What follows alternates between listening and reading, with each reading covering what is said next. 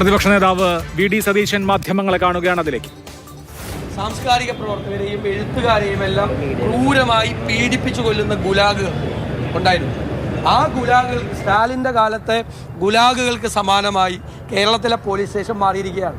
ഈ അഭിനവ സ്റ്റാലിൻ കേരളം ഭരിക്കുന്ന കാലത്ത് ഒരു DYFI പ്രവർത്തകന് വരെ ഇതാണ്. നേതാക്കന്മാർ അയാൾ എന്തോ രഹസ്യം പാർട്ടിക്കാരെ കുറിച്ച് അവർ നടത്തിയ തട്ടിപ്പിനെ കുറിച്ചുള്ള രഹസ്യം പുറത്തു വരും എന്ന് മനസ്സിലായപ്പോൾ അയാളെ ഒരു കള്ളക്കേസിൽ കുടുക്കി പോലീസ് സ്റ്റേഷനിൽ കൊണ്ടുപോയി SHO ഉപയോഗിച്ച് ക്രൂരമായി മർദ്ദിച്ച് അയാൾ മരണകാരണമായി എന്ന് കുടുംബം അവർ പരാതി കൊടുത്തിട്ട് പോലും ആ പരാതി പോലും പാർട്ടിക്കാർ കൊടുത്തില്ല.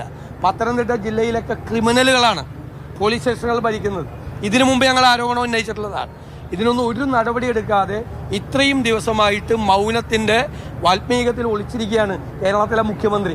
എന്നിട്ട് വേറെ ആളാണ് മറുപടി പറയണത്.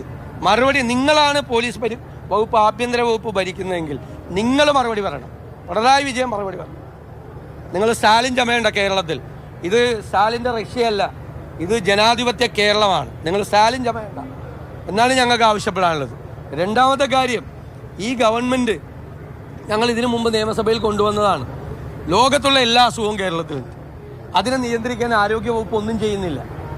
ഇപ്പോൾ അമീബിക് മസ്തിഷ്ക ജ്വരം എന്താണ് ചെയ്യേണ്ടതെന്ന് സർക്കാർ യാതൊരു പിടിയില്ല. എത്ര പേര് മരിച്ചെന്ന് സർക്കാരിന് അറിയില്ല. എന്താണ് രോഗകാരണങ്ങളെന്ന് അറിയില്ല. ഈ രോഗം എങ്ങനെയാണ് പിടിപെടുന്നതെന്ന് അറിയില്ല. ഇത് ജലജന്യ രോഗമാണോ? ഇത് ചെളി കെട്ടിക്കിടക്കുന്ന സ്ഥലത്ത് ആളുകൾ മുങ്ങിക്കുളിക്കുന്നത് മൂലം ഉണ്ടാകുന്ന അപകടമാണോ?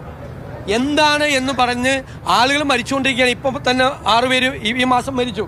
ഇപ്പോൾ 16 പേരും മരിച്ചു അമീബിക് മസ്തിഷ്ക ജ്വരം കൊണ്ട്. എന്താണ് രോഗകാരണം? എന്താണ് രോഗലക്ഷണം? രോഗം വരാനുള്ള സാധ്യത എന്താണ്? എന്തിനാണ് ആരോഗ്യവകുപ്പ്?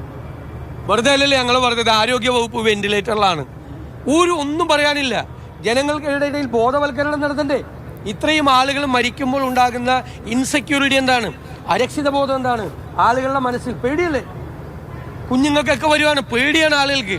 അപ്പോൾ അവരോട് ഇതാണ് അസുഖം, ഈ അസുഖം സൂക്ഷിക്കണം, ഇന്ന മുൻകരുതലുകൾ എടുക്കണം, ശ്രദ്ധിക്കണം എന്ന് ജനങ്ങളോട് പറയണ്ടേ? ഒരു ബോധവൽക്കരണം നടത്താൻ പോലും ഇല്ലാത്ത ഒരു ആരോഗ്യ വകുപ്പ് എന്തിനാണ് കേരളത്തിൽ? ഈ ഗവൺമെൻറ് എവിടേക്കാണ് പോകുന്നത്? എന്താണ് ഇവർ ചെയ്യുന്നത്? ഈ ഗൗരവതരമായ അമീബിക് മസ്തിഷ്ക ജ്വരത്തിൻ്റെ കാര്യത്തിൽ സർക്കാർ ഇടപെട്ട് ജനങ്ങളുടെ സംശയങ്ങൾക്ക് അറിഞ്ഞു വരുത്തി. പ്രതിപക്ഷ നേതാവ് വി.ഡി. സതീശൻ സംസാരിക്കായിരുന്നു. നിരവധി വിഷയങ്ങൾ അദ്ദേഹം ഉന്നയിക്കുന്നു. 1, പോലീസ് മർദ്ദനമാണ്. 2, അമീബിക് മസ്തിഷ്ക ജ്വരം പടരുന്നതാണ്. ആഭ്യന്തര വകുപ്പിനെയും ആരോഗ്യ വകുപ്പിനെയും മുൾമുനയിലാക്കിക്കൊണ്ട് പ്രതിപക്ഷത്തിന്റെ കടന്നാക്രമണം.